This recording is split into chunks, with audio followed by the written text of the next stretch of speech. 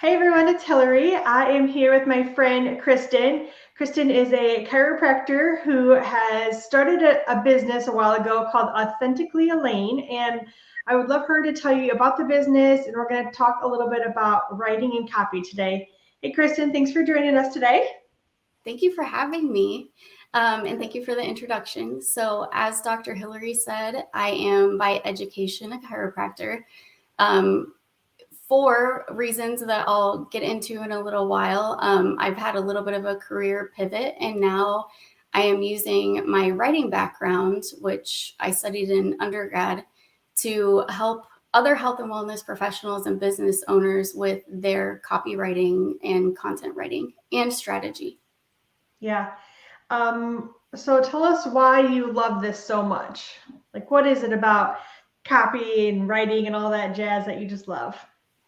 So this goes into my business name, which is Authentically Elaine. But going way, way back as a child, I was the kid that I developed no sense of direction whatsoever because my nose was always in a book, any opportunity that I could, including the car. So I never knew how to get anywhere until GPS came to be. So I always enjoyed that. I had planned to go to Purdue to study dietetics, and when I got there, very quickly realized that was not going to be for me, and ultimately studied or settled on studying English. Through that, I found that I really enjoyed literature, loved writing. But in 2005, there wasn't much of a digital marketing industry. If you studied English, you were either going to go on to get your master's or your doctorate, or you were going to be an author or a teacher. And really the latter two were not going to be my thing. So I had injured my back, decided to become a chiropractor when I had such an amazing experience with chiropractic, went on to chiropractic school. And of course, I still did well with writing. But if you are a chiropractor or um, some other type of health professional, you know that there's not a whole lot of creative writing or education on how to use writing for marketing.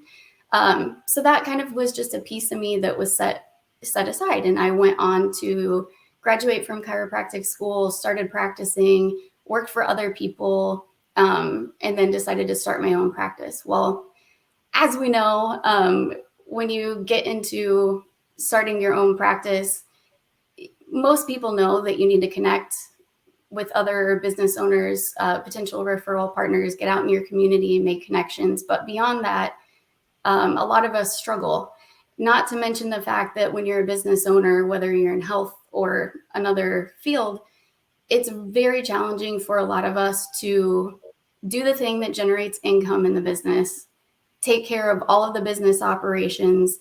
Even if you have staff, you still have the management aspect of things. You have to pay the bills, you have to make the decisions, you have to do your continuing education. It's just never ending. Mm-hmm. So even though I did start learning about marketing, I hated writing. I hated sitting down to plan content, and I would just get so frustrated because it's like, okay, well, I don't know what to post. I can post a random recipe, or I can post a quote, or hey, today's National Donut Day. But like, I would get so frustrated, or even writing blogs. And at the point I was in my business, I didn't feel in the beginning that I could hire anyone else to do that. Not to mention relinquishing control, which for a lot of business owners, it's hard to trust someone else to do certain things, especially your marketing, because that is your business. Mm-hmm. So over time, I kept on searching for different systems. Like, well, I'll take this coach's program, or I'll enroll in this course, because there has to be an easier way to do it, or a way that I can make myself stick with it. That wasn't the case. The problem is you have to be able to outsource once you get to a certain stage in your business. But in the process of taking all those courses, one day I had this huge realization that I love writing. I love copywriting. I love this strategy. I just didn't love doing it on top of everything else that I needed to do. Mm-hmm. So fast forward, I've injured my joints multiple times. I have a condition that makes me more susceptible to injury, and I just had dealt with multiple injuries over the years. I had one recently this past summer, and it just got to be a drain. And I realized writing is something that I'm passionate about. I've always loved it. It feels natural to me. It feels authentic to me. And it's something that I know that business owners need. Mm-hmm. And a lot of people don't like it. It's writing is not everyone's favorite subject. True. English is like the required class that most people don't like to take. It's my thing that I love doing. So I decided to pivot and start offering my services to other business owners. Authentically Elaine came about because my middle name is Elaine. I always was very self-conscious about it until college. I met my college roommates. We got to be very close, lived with them for 3 years. They found out my name was Elaine and that I didn't like it. They started only referring to me as Elaine. And over time, it just grew on me. And I love my middle name now. And it was at a period in my life where I felt very authentically myself, studying English and writing and using my expression and creativity. Hence my writing business name, Authentically Elaine. I love it. That's such a good story. Thank you. And tell us a couple of things about like some tips for like planning and posting on social media. Okay, so I created a 3-step method, and if anyone wants more information on that, Dr. Hillary can connect. But the first big piece of advice that I would have is discovering your ideal patient or your ideal customer or client.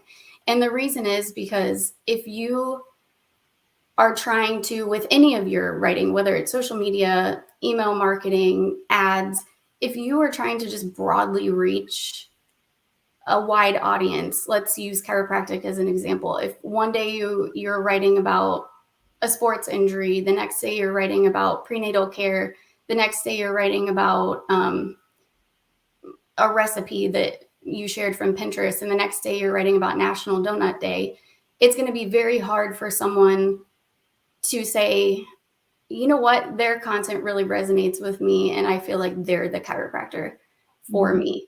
It's so much easier for someone to be able to look and know exactly who they're going to. And even if they don't fit your specific demographic, it still helps them get a feel for who you are and who your practice is and who you serve. So really targeting your writing and your marketing towards one specific avatar of a customer, client, patient. Also,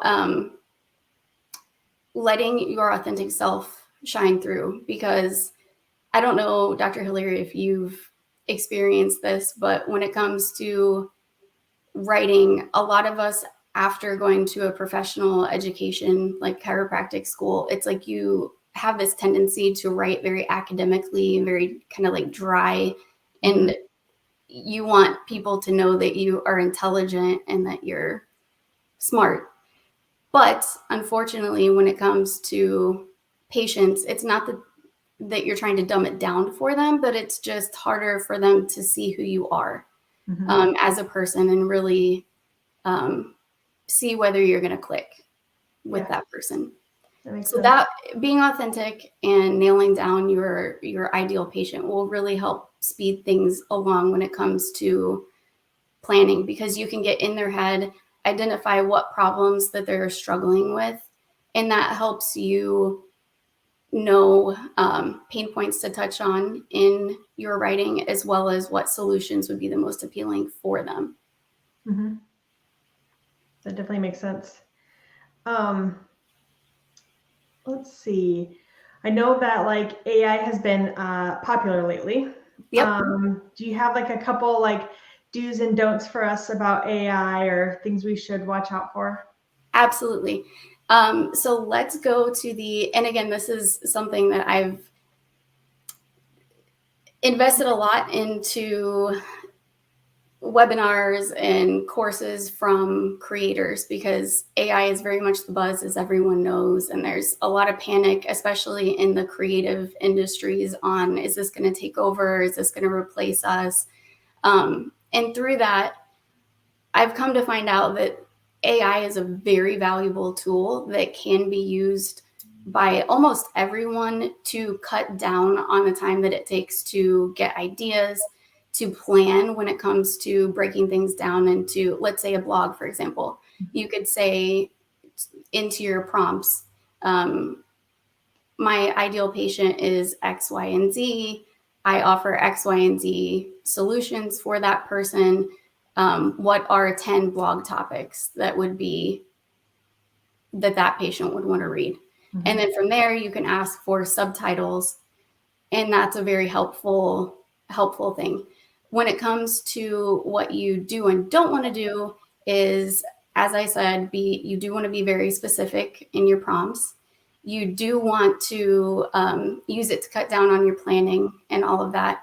You do not want to put in any personal information, because even when you select on, let's say, OpenAI, for example, even if you select a paid account, which is the only way that they right now say that they will protect your personal information,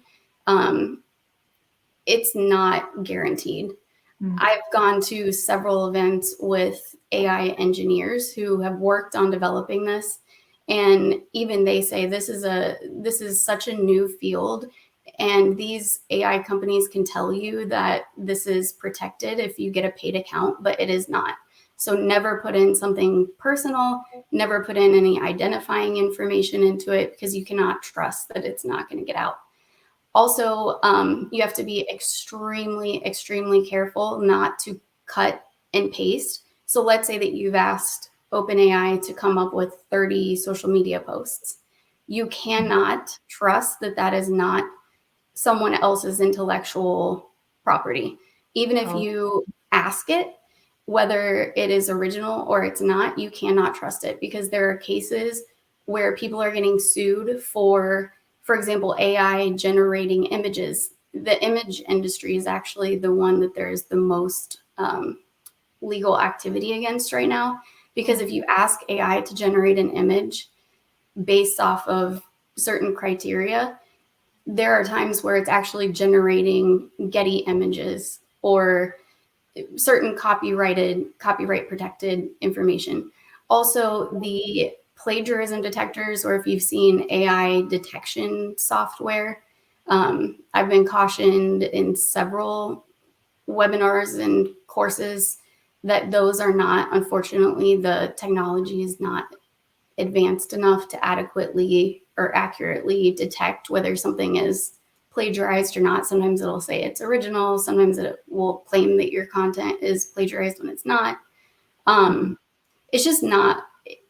Unfortunately, you can't accept things as fact, because there are lawsuits right now coming out about people even getting blamed for sexual assault cases and naming names when those cases are not true. It'll even pop out like case numbers that are made up. So you just really, I can't caution enough that you have to be very, very careful not to copy and paste, because we don't know what the legal ramifications are going to be. That being said, you can definitely, if it gives you 30 posts, then from there you can make those your own, use those as your topics. You can even kind of touch on main ideas, but definitely personalize them. Yeah, so great for outlines and ideas, but not just copy and pasting. That makes sense. Also, within the last couple of weeks, I have found a marketing tool that I absolutely love. It's the best one I've found. It was created by someone who has a marketing background and does marketing for clients, and it is amazing. I bought it, invested in it myself to use it, but it can create everything from blog posts to email sequences to whatever you can think of. And I have become an affiliate for that company because I do like it that much. You still can't copy and paste, but it's really, really a good time saver. So if you want that information, reach out as well.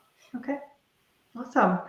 Well, in our last few minutes, tell us some of the services that you offer and how anyone can get in touch with you if they're ready to outsource this and stop wasting precious, valuable time doing it on our own. Yep.